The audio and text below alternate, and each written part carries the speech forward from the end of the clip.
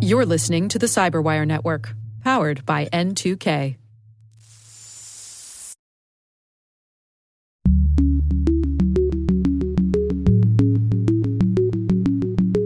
Hello, everyone, and welcome to Caveat, N2K Cyberwire's privacy, surveillance, law, and policy podcast.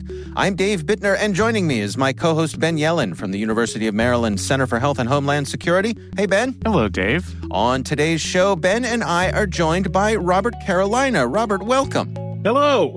Robert is going to be taking us to task for some of the things we have covered here on the show that he takes issue with.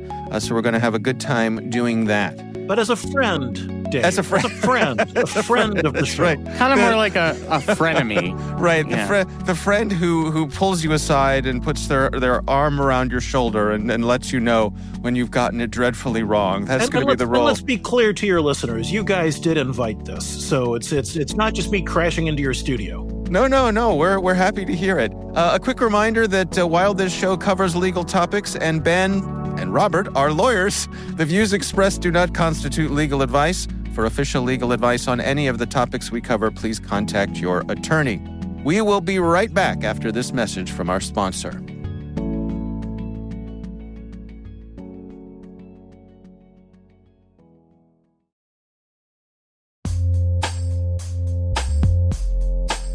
Hey everybody, today I want to highlight a name that all of us know well, and that is our sponsor, Splunk. You need to keep operations humming around the clock, but potential disruptions are everywhere. Splunk helps you predict problems and find and fix issues fast so you can reduce risk and ditch downtime. The world's largest enterprises rely on Splunk's unified security and observability platform to become more efficient, resilient, and innovative. With Splunk, you can react quickly, evolve faster, and be ready for anything. Stay ahead of disruptions. Learn more at splunk.com/resilience. And we thank Splunk for sponsoring our show.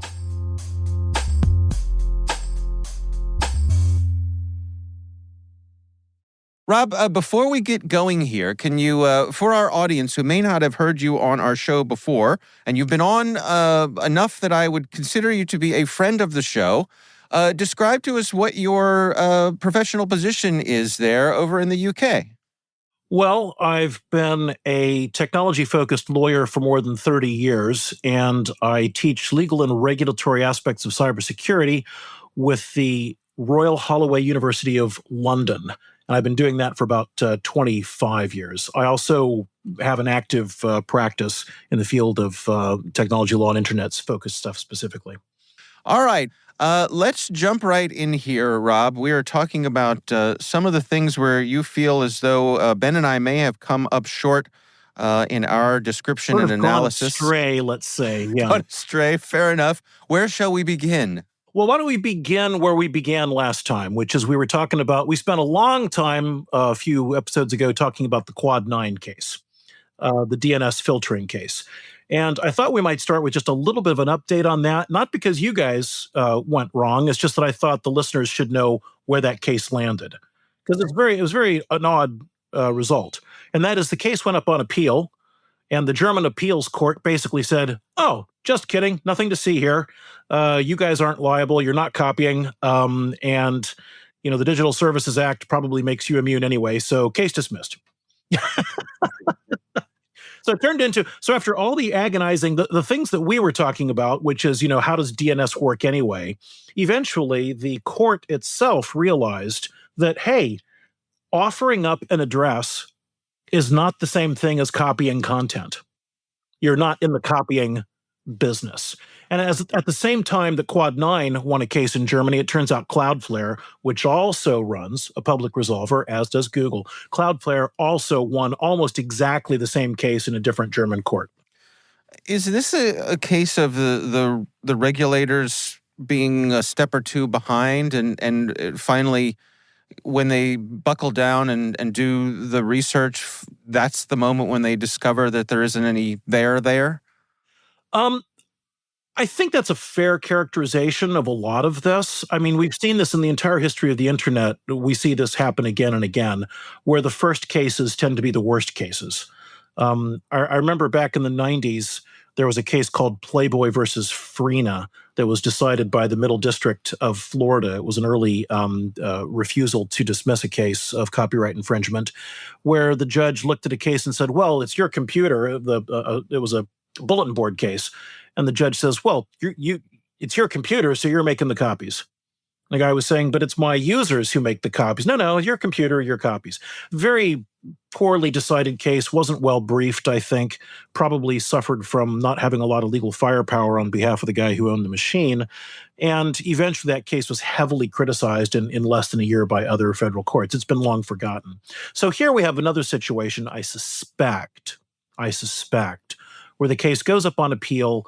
More stuff comes into the frame. At the same time, Cloudflare is also fighting a case in Germany, and more information is coming out, and people are getting a better handle, an intuitive handle, including judges, are getting a more intuitive understanding of what's actually going on, and they're thinking, wait a minute, we've applied the wrong frame of reference to understand who's responsible for what, so we'll do something else. That's a little bit of guesswork on my part, though. Yeah. Is there any reading between the lines that both of these cases center around Germany? It might just be Germany's turn. There's all sorts of people who are issuing blocking orders. And in fact, if you look at the Quad 9 website, they were very quick to complain that, yeah, we won this case, but now we're facing blocking orders from Italy and other that are based around copyright infringement. And blocking orders in the world of DNS, recursive resolvers, are unfortunately not entirely uncommon, shall we say. I think the reason this became a huge public issue is that Quad 9 and the others are what we call public resolvers. They're offering their resolution services to anybody in the world who wants them, whereas often these orders are done quietly behind the scenes directly with internet service providers, and they very often don't get headlines. I see. Well, let's move on to another story here. We recently talked about Air Canada and how they had kind of run afoul with one of their AI chatbots here. Robert, what do you want to add to this story? Well, okay, let's get down to it. This wasn't your mistake, you guys. Yeah, we're 2 for 2 so far. Well, of it not being our mistake. Except Ben, here was your mistake. Your mistake was not picking up the court's mistake. Okay. Okay. So, I mean, here's the thing: the Canadian court. And just as a reminder, this was one of these things where someone asked a question of an automated chatbot and said, I want a bereavement fair. What are your rules? And the chatbot came back with what it made up as an answer. And that answer turned out to be wrong. So the aggrieved individual was claiming for the discount fare, or was claiming compensation for the discount fare they thought they were owed because they were promised by what they thought of as the chatbot that here's the lower fare. Now, the judge in the case, and this is like, as Ben pointed out at the time, is a really sort of like specialist low-level court. In fact, this court only argues about airfares, apparently. I guess Canada has enough Seems airfare very arguments. obscure, yeah. It's like, well, I wouldn't mind having a court that just dealt with airfare disputes, but Canada's got one, so there you are. And the judge there actually used the word agent in describing the chatbot. Oh, the chatbot was the agent of the airline. And, you guys fell right into the hole that judge dug. And that is, you just assume that the AI is a person, legally speaking, which it is not. It's not a person. And because when we talk about the law of agency, we're actually talking about how one person, which might be a company or it might be an individual, how they represent another person. And when we talk about artificial intelligence or instantiations of artificial intelligence, and my students get confused about this, and I think engineers get confused about this all the time, is that they suffer from what I think of as Mr. Data syndrome, which is, well, of course the AI has to be a person. It has to have rights because I saw that episode of Star Trek where, Mr. Data is a person and has rights. And just because it's artificial doesn't make it any less life. Well, I'm sorry. It's just wrong. At the moment, AI is nowhere near the level of sentience or self-determination that we would think of as being a person. It hasn't been defined as a person. My favorite quote from this is from a researcher, Professor Shannon Valor. at I believe she's at University of Edinburgh. She's a philosopher who talks about technology, and she tweeted a couple of years ago. Someone said, clearly AI is going to win. How people adjust is a fascinating problem. Here was her reply. I'm going to say it again. AI is people. It's just people all the way down for the foreseeable future. So if you want to frame it as a war, it's just some group of people winning against other people. So here's my point. I think the case was probably reached the right conclusion, in the sense that it seems to me that if an airline is idiotic enough to put a chatbot loose in terms of answering questions and making promises about fares, that's on them. They've done it. But not because the chatbot is an agent, but because the airline themselves put into play a technological system that represented them and made them liable. And I'll go back to a very, very old piece of technology by way of analogy, and that is, you guys have probably never seen one of these, a check signing machine. I've never heard of such a thing. Never heard of such a thing? Oh my God. Well, Ben, checks were little pieces of paper that we used to exchange. Oh, okay. Yeah. I keep forgetting you guys in America, you still use checks. So a check signing machine was something invented, I think like a century ago, whatever it was. And it was something that stayed in a locked cabinet in a company's offices. And it served one purpose. And that was when, you wrote a whole series of checks or whatever it was, you would stick the check into the check signing machine and it would imprint the signature of your authorized signatories on the check. And early cases decided that, if you're going to adopt a mechanical system like that, a piece of technology like that, as being the equivalent of your willingness to authenticate a transaction, then by God, we're going to hold you to it. So if someone loses control of the check signing machine, if the evil interloper comes in and gets the key out of the drawer or goes into the cabinet or does whatever it is and starts using the check signing machine to sign checks, well, that's on you. It's not on the bank. So I think that in this case, I think that the court would have been better to try to run an analogy like that, because as soon as you start making this argument that the AI is a person, you run smack into either a dead end where it's just like, no, it's not, or there's no sense to it, or worse, you start to disaggregate, you start to separate the liability of the person who put the AI into operation, because you start thinking of the AI as a separate person and you're thinking the AI itself is liable. Right. I have two quick questions on this. The first is, what do you think the role is of setting expectations, whether they be subjective on the part of customers or, as society would deem, objective expectations? How big of a role does that play in that the user is led to believe that this chatbot represents the policies of the company? Is that a reasonable expectation for a consumer to have, and does that factor into your analysis of the case? I think that is a reasonable expectation for a consumer to have. I think it probably factors into what would have been my analysis of the case. And I think it's not really that different from the early cases of what happens when you put an offer for a contract on a website. Right. This runs into an old and venerable line of cases about what's the difference between advertising and a contract offer. And we've been through, decades of this experience online with people putting up websites. And there's a big difference between saying, hey, here's some things that you might want to order from me, and let me see if I've got them and I'll fulfill the order if I can, as opposed to, oh, I now offer this product at this incredible discount rate. All you have to do is click, I agree, and I'll fulfill it. And then it turns out that the person who configured the website got the pricing wrong. Okay, so those cases all spun off as on this idea of whether or not it's reasonable for the buyer to believe what it's being told on this advertising or in this website circumstance. If it's way, way, way too good to be true, then courts will often give people a way out.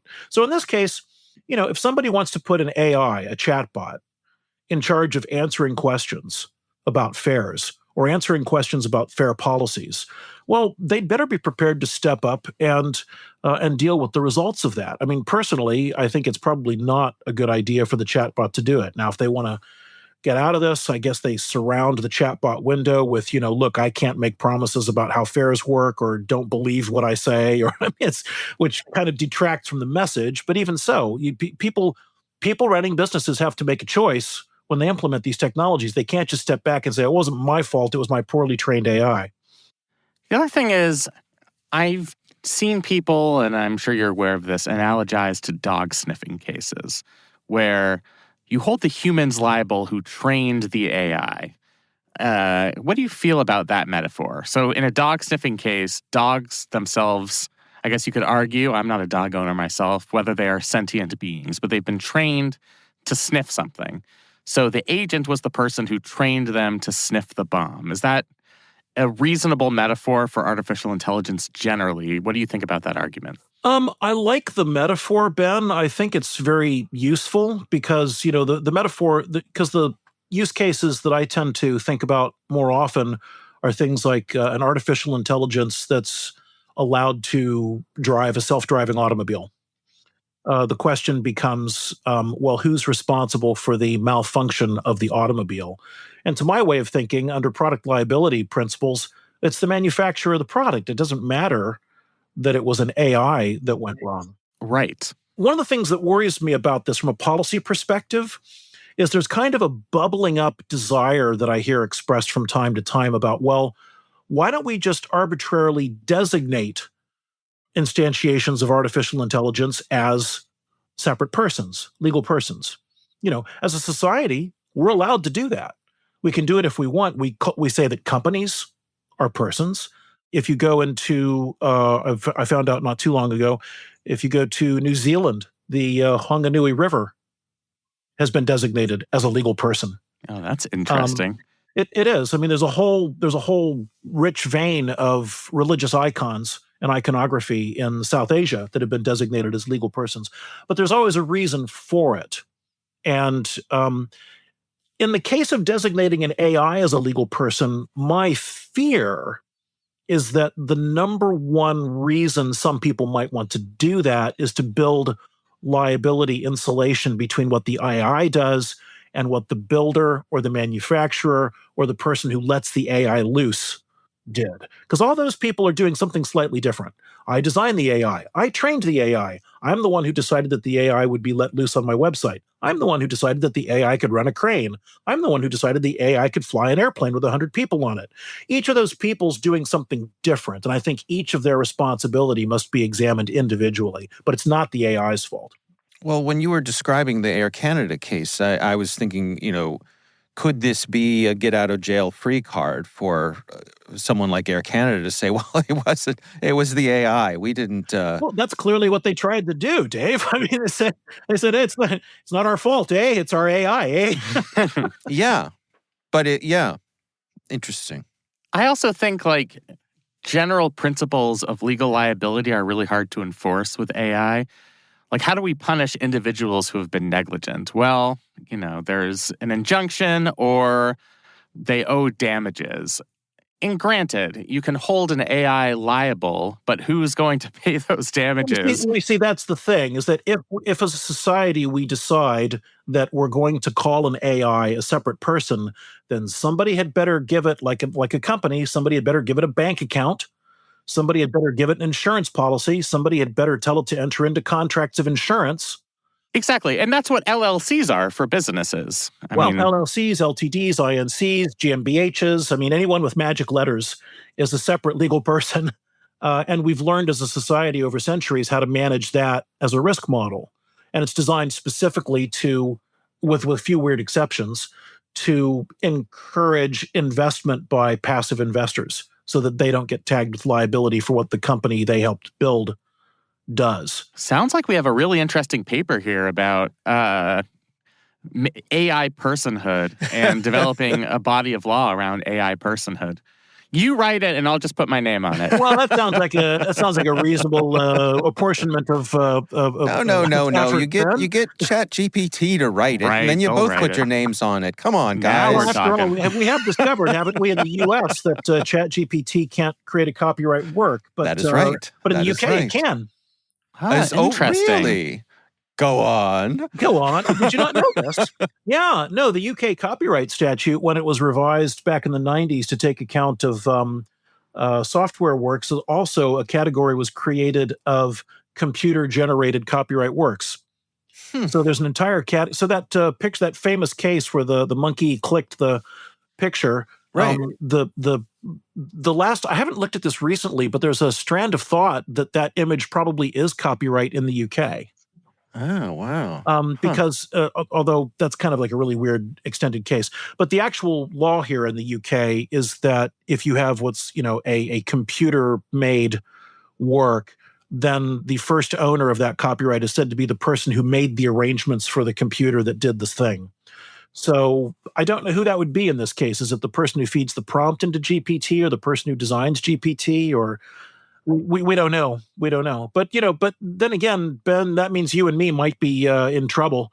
We might not hold copyright in the work that I write that you claim authorship of.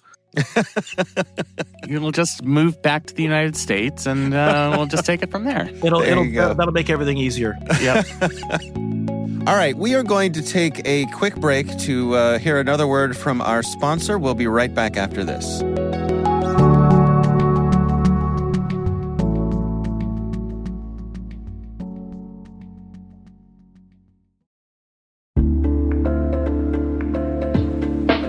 And now a word from our sponsor, 6 Sense. 6 Sense provides award-winning cloud-based automated endpoint and vulnerability management solutions to streamline IT and security operations. With its advanced platform, businesses gain complete visibility and control over their infrastructure, reducing IT and security risks and optimizing operational efficiency. With 6 Sense, you'll get real-time alerts, risk-based vulnerability prioritization and remediations, and an intuitive automation and orchestration engine so you can focus on your core business goals, confident in the knowledge that your enterprise is secure, compliant, and running smoothly. Visit 6sense.com to learn why enterprises choose them.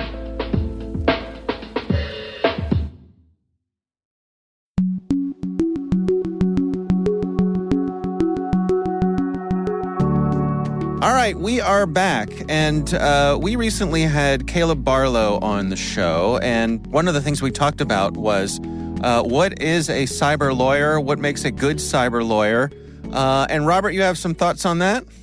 Yeah, I got a little quibble with you. I liked the session. Caleb sounds like a great guy, although I think this is a case of false advertising. Okay. Because I think the session was a great discussion, not of what makes a cybersecurity lawyer. It's a great discussion of what makes a great lawyer who responds to cyber incidents. Oh, okay. And I was kind of disturbed by the implicit assumption that the only time that lawyers have anything to say about cybersecurity is when there's been a breach and there's a possibility we might get sued, and the board is worried about how do we respond to this incident. It was all about incident response. Now, I guess in some ways that's an easy trap to fall into, because I think that incident response is one of the first areas of cybersecurity where big law firms have figured out how to make big buckets full of money. Historically, this has been a very obscure, dare I say, nerdy area to That's practice a fair in. criticism, yeah. Well, it's self-reflection, Dave. Self-reflection. Right. But there are quite a few law firms now that do the whole ambulance chase. The red lights flashing. It's all hands on deck. We might have a problem, and you can charge lots and lots of money for that sort of thing. The other area of practice that's grown tremendously in just the last 5 years, of course, has been data protection, which absolutely nobody cared about 35 years ago, but now is a top line issue for boards. Other aspects of cybersecurity where lawyers regularly get involved, though, tend to happen much more quietly and behind closed doors. So nothing wrong with the section, with the discussion as such, but it was, I just want to highlight that you were really only talking about one thin slice of what lawyers do in cybersecurity. Yeah, I think that's fair. Yeah, yep. That's a fair criticism. I mean, what are some of the other categories that come to mind for you, Robert? I'm not allowed to tell you. Okay, fair enough. No, it's, there are things, there's quite a lot of work that lawyers do these days, which some people characterize as the actual cybersecurity stuff itself. Risk management type work, documentation type support, supply chain risk management. The supply chain risk management piece seems to be spread out amongst technologists and lawyers and insurance experts and auditors and all kinds of people. It's the sort of stuff that tends to flow from regulatory interventions, things like NIS 1 and NIS 2, infrastructure, sort of like critical national infrastructure style regulation. Or for that matter, there's a growing strand of people within regulated verticals. I'm thinking here of banking, the financial services industry, upstream and downstream energy distribution, upstream energy and downstream energy distribution, gas and electricity companies, who are all facing increasing regulatory pressure to get their cybersecurity arrangements in order. So people who do regulatory advisory work for those companies are finding themselves having to be educated about cybersecurity, really whether they wanted to or not. So cybersecurity is kind of breaking out all over. And lots of opportunities for the folks that you and Ben are educating, right? One can only hope. Well, see, the difference between me and Ben teaches lawyers. I teach about law. I teach non-lawyers about law. I see. I have seen it reflected in just the opportunities available to our students. It's very different than it was when I first started doing this. Whether they're in-house at a big firm as the dedicated cyber person, there's certainly more work at government agencies related to cybersecurity. It's exciting. The field is exciting. And yeah, I've definitely seen that reflected in my work. Well, last but not least today, we are going to talk about the Russian encryption court case. Robert, you want to unpack this for us? Well, I was going to ask, do you remember the Podchasov case? We had a vague recollection of it, and then we just Googled it before we decided to talk about it. Yeah. Fantastic. Well, if I recall, you guys read an article, or I think this was Ben's story, read an article in the Washington Post was your inspiration for this.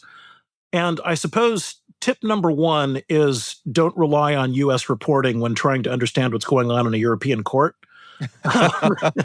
Hey now. Well, hey, it goes the same in the other direction, which is right. Don't try to understand what the U.S. Supreme Court is doing by reading the BBC or ITV News. That's fair.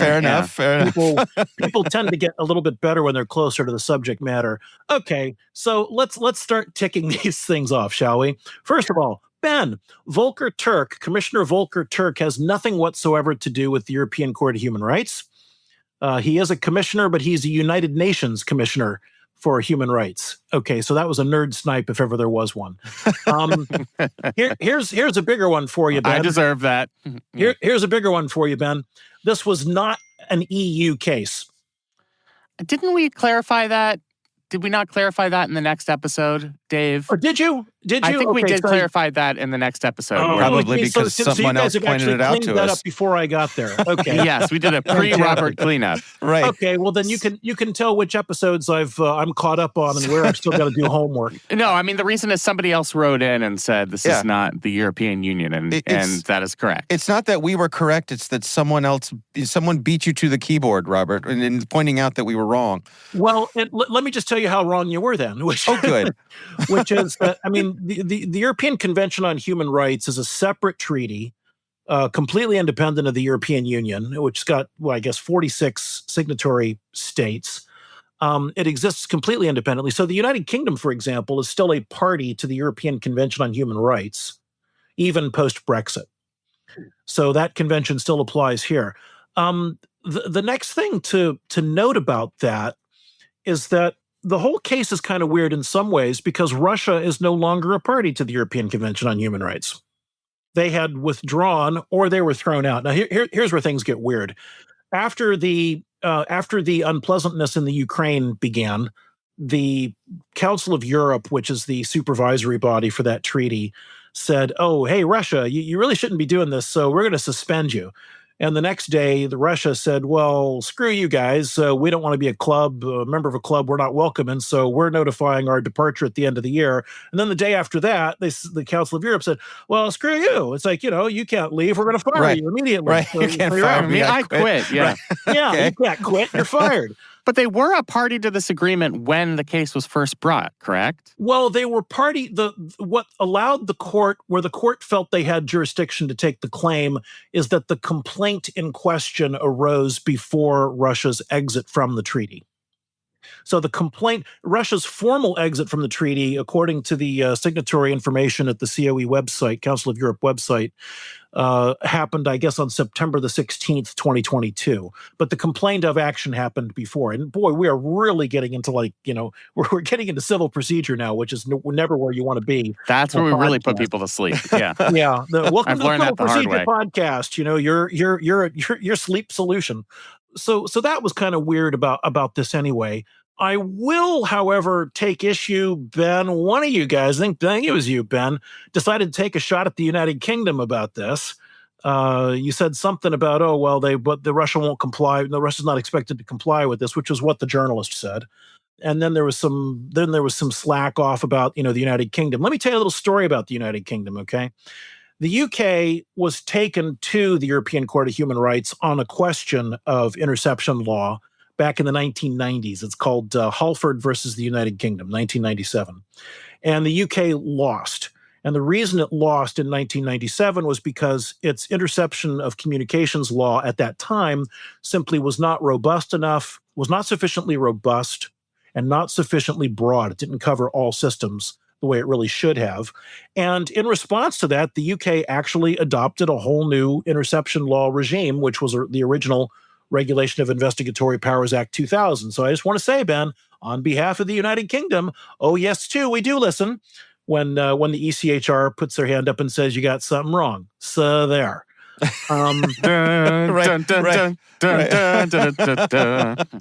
Right. And how are we doing over here with our own federal privacy legislation, right? It ain't going to happen. Oh, I didn't put this on the list, but this is a pet peeve. Of course, Congress isn't going to pass federal privacy legislation. Of course they're not. There's too much money to be made abusing the living whatever out of personal data. Fortunes are made. No one's going to interfere with that. And if they do, they're only going to interfere with it to create a federal ceiling, not a federal floor. They're going to want to wipe out California and Colorado and every other pesky state that's making it hard to make money. I think the latter half of what you're saying is true. I think there is. The sponsors may even think it is a good faith effort to institute a national standard for data privacy, but it is going to be a ceiling and not a floor. It'll be the Protection of Innovation Act, 2027 or something like that. But that's a different discussion. Subject for another day. Yeah. Meanwhile, back to Russia, where they got no problems with privacy whatsoever, I guess. No. Okay, so now that we've shot past civil procedure, let's talk about the substance of the case. And this is where I got to get a little bit serious, because this is difficult stuff to talk about. It really is. First, couple of reminders. We're talking now about public international law. We're talking about treaty law. We're talking about what the community of nations, community of states, whatever you want to call that, believes about right and wrong. Number one, there is nearly unanimous consensus among the countries of the world that privacy is a human right. Now, I know you might not believe that, depending on where you are in the world, but that is a consensus statement. Everyone signs up for the idea that privacy is a human right, and everyone signs up for the idea that this idea of privacy extends to electronic communications. It's not just about the physical world. Now, here's where it gets uncomfortable. That's a nice statement. The uncomfortable part is that all these countries also agree that privacy is a conditional right. It's not absolute. So for treaties, for example, that prohibit the death penalty, they say that, freedom from the death penalty is an absolute right. People, when that's agreed, and that's not always agreed, but when it's agreed, it's expressed as an absolute right. Privacy, however, conditional right. I would challenge you to find me any country in the world that does not reserve to itself the right to intrude into the privacy of its citizens, and here's the tricky part, under appropriate circumstances, under appropriate conditions. And now this is where things fall apart. And that is where there is no consensus, where everything's a mess. There is no international consensus on what constitutes appropriate circumstances that make it valid to intrude into privacy. There's no international consensus on who gets to decide whether or not those conditions are met. And there's no international consensus on what process we're supposed to follow in order to find that those conditions are met so that we can breach the privacy of an individual. And the reason that I wanted to say all of that is to say this. The case, as it was decided, actually turned on this kind of balancing analysis of whether or not Russia had adopted sufficient procedural safeguards in its law.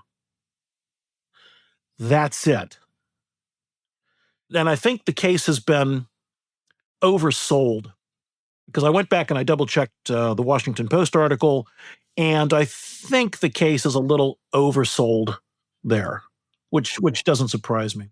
The impression that I got reading the article is that this case is some kind of major breakthrough for the cause of that cryptography is a fundamental part of human rights or something like that.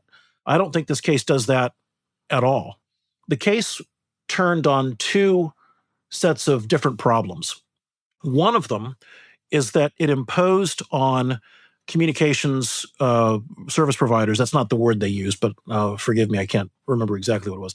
They imposed an obligation. They said, hold all of your data for, 12 months, I think, something like that. And then they said, and here's the procedure we're going to follow for law enforcement and state security to dip into that set of data. That was one part of the case. And on that part of the case, there's a lot of case history about this in Europe when governments say we want communication service providers to hold on to data for a defined period. And that is, the longer that period is, the more that you're creating risk for the privacy of human beings. So we don't want that time to be too long.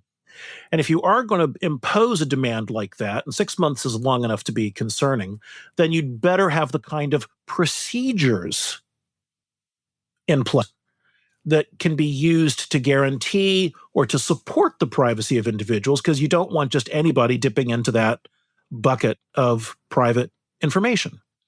And where the court really slapped the Russian law hard was on this question. They said, we just don't see, and they were unequivocal about this, we don't see the types of procedural protections that we normally expect in a democratic society, which is what our treaty is all about, to protect the privacy of individuals. And then they went on and talked about cryptography for a little bit. And the actual holding of the case, when it talked about cryptography, was surprisingly equivocal. And I found the language of the decision because, yes, I actually read the full decision because I was really... what is wrong You're with the you? one. Yeah, exactly. Well, because I've seen these things. Look, I've lived in London now for like 32 years, and I can't tell you how often I've seen foreign media misreport European cases and vice versa. So I never trust it. I always go to the case decision. So let me just quote a little bit from what the court actually said in the holding. And this is in paragraph 77 of the court opinion. When they talk about encryption, they said, quote, "It appears that," conditional language, "it appears that in order to enable decryption of communications protected by end-to-end, such as telegrams, it would be necessary to weaken encryption for all users." Next sentence. "These measures allegedly cannot be limited to specific individuals and would affect everyone." Next sentence. "Weakening encryption by creating backdoors would apparently make it technically possible to perform inappropriate."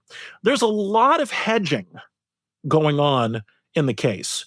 And I think that's in part because you have to remember how this case came to court to begin with. This is a case of some people who live in Russia filing a lawsuit against the government of Russia for having violated their human rights with a law that is not sufficiently robust. So the people who are defending the system, it's just the lawyers appointed by the Russian government. I can't imagine they have too many friends at this point. So not a lot of people are eager to pile in and say, well, let's try to, there's not a lot of defense going on. And I suspect that the case was underbriefed and underargued on the encryption point. Whereas on the other side, we had two civil society organizations, gung-ho, pro-privacy organizations, and I'm glad they exist, and tell me where I can make contributions because I think they're great organizations. They intervene, and they become sort of the European equivalent of amicus curiae. People just wandering along and saying, hey, look at that dispute over there. I'll bet I could add some value by giving my expert opinion. And they did. And of course, they came in all guns blazing with encryption is the most important thing on the planet. It works this way and it doesn't work that way. And if you do this, that's the result. Now, there was really nothing to challenge any of that. And so what we see is the court adopting. I mean, Ben, if you look at the case, it's my opinion that the encryption language is what a common law lawyer would call obiter dicta, which is it really wasn't necessary. This discussion is not necessary in order to resolve the dispute.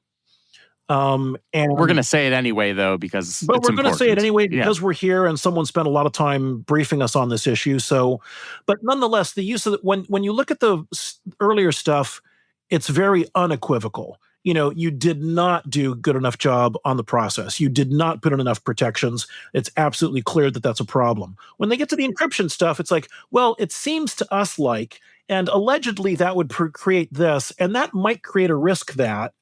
So is your point here, Robert, that this really isn't a case about encryption? This is a case about process, but do I dare say that because encryption is sexy and grabs headlines, that's why it was included? I think that the case decision turned on Russian procedures for accessing data being held by companies. I don't think that the case decision turned on questions of encryption.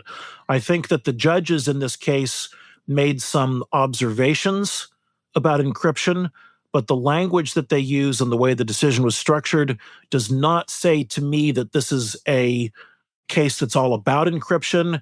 I don't even think this is I'm not even sure this is a significant case about encryption. But if it is significant, it's only because it's one of the earliest cases to talk about it, not because it has anything strong to say. So I think this case has been oversold. I mean, I read the journalist's report of it, and I know that's a very respected journalist, but in my opinion, it's an example of what I call press release journalism, which is undoubtedly we've got these civil society organizations who've intervened in the case. They've put a lot of effort into it. And there's one sort of current interview that was quoted, one source quoted who was a lawyer from one of those organizations. And there's not a lot else to say about it, really. I think that point's well taken. Yeah. Now, I'll tell you what this does, though. This opens up a huge can of worms. And that can of worms is labeled, let's have a rational, calm discussion about the values and risks of using end-to-end encryption. That's an incredibly, incredibly difficult thing to do. And frankly, I have yet to see a good example of it in public policy. It's two groups of slightly overreacting people shouting at each other from mountaintops and not a lot of what I would call structured, careful, thoughtful engagement. And the encryption wars now have been going on for more than a decade. I mean, this is not a new issue. I don't know if there is a proper way to resolve Clipper these. chip. Go back to the Clipper chip. I mean, this is encryption regulation 2.0 is how I explain it to my students. I mean, if 1.0 was about Younger v. Daley, is in my opinion the most significant case that came out of that era, the Sixth Circuit opinion that source code is sufficiently expressive to be described as speech, which means that the U.S. government has to take extra care when planning its export restriction strategy, then, yes, that was a significant breakthrough and everything went quiet. But frankly, I think the main reason everything went quiet is that my supposition is that the security services found other creative ways to figure out how to get into plain text that had nothing to do with weakening encryption or escrowing keys. And I think what's changed the landscape is that someone turned cryptography from something incredibly difficult to use and impossible to implement well for most people into something incredibly easy for even idiots to use properly. So, and that's where we get the end-to-end encryption, like social media platforms, like WhatsApp and Signal and all the rest. The fact that they've made it easy. And those guys, their secret sauce is not being a communication service provider. Their secret sauce is they're a key management system. That's what they do well. That's what they've gotten right, is the key management piece. All right, well, we are going to wrap it up there. And Robert Carolina, thank you so much for joining us. It is always a pleasure to have you with us here. And I suppose I can speak for Ben and say that I enjoy having you come on and let us know where we came up short. I think it's great for us. Hopefully our audience enjoys it as well. I'm guessing you like going to the doctors as well? Is that sort of thing you like? I mean, I like reading my professor evaluations. Sure. Yeah, same thing. The dentist most student of all. evaluations. Yeah, student evaluations. That's always fun. Yeah. Yeah, no, I every day I go home and I ask my wife, what could I be doing better, dear? You're a good man, good Dave. Stuff. It's good stuff. Robert Carolina is Senior Teaching Fellow at Royal Holloway, University of London. Thank you so much for joining us.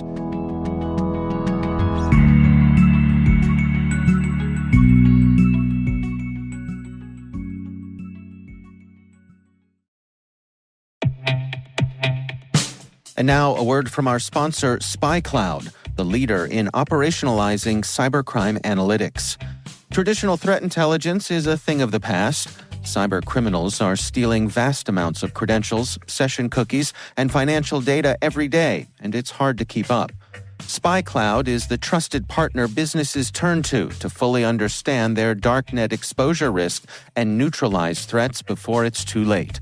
SpyCloud alerts your organization as soon as an employee or customer's data appears on the dark net, so you can act faster than bad actors to prevent cyber attacks like ransomware, session hijacking, account takeover, and online fraud. With insights from the industry's largest repository of recaptured data, protect the digital identities and systems most important to your business. Get your free corporate darknet exposure report at spycloud.com/cyberwire and see what information criminals have in their hands today. That's spycloud.com/cyberwire.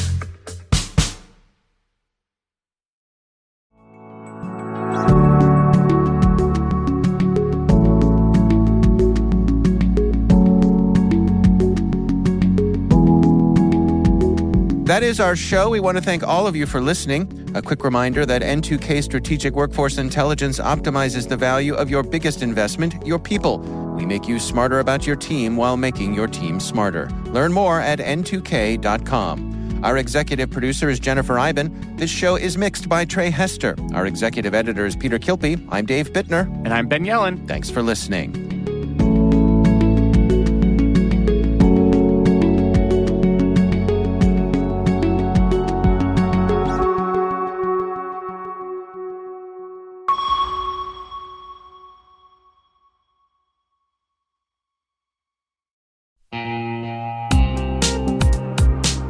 Today's episode is sponsored by SRM, your first call for cybersecurity and investigations. Threats today are evolving faster than ever before, and since 2005, SRM has pioneered tailored security solutions for global corporations and their executives.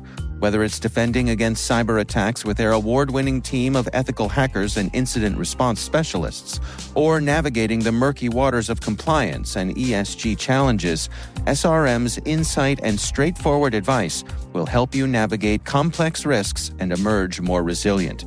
Their secret?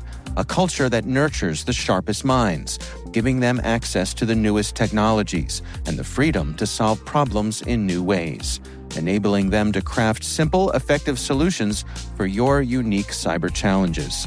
Search Your First Call to discover how SRM can help your business.